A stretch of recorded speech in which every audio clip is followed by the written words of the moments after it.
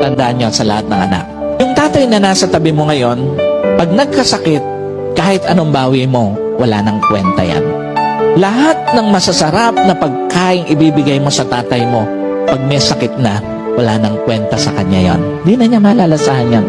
Lahat ng mamahaling kainan na pagdadalan mo sa kanya, pag may sakit na tatay mo, wala nang kwenta sa kanya yon. At lahat ng mga sikat na lugar na pagdadalan mo sa tatay mo, pag may sakit na siya, wala nang kwenta sa kanya yon.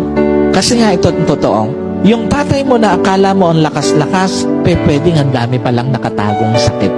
Sa mga anak, yung akala mo ang lakas-lakas ng tatay mo, nakatayo, di mo alam ang dami palang nakatagong sakit. Yung tatay na akala mo okay na okay, marami na palang iniindang sakit at tinatago lang sa'yo para hindi maging pabigat sa'yo.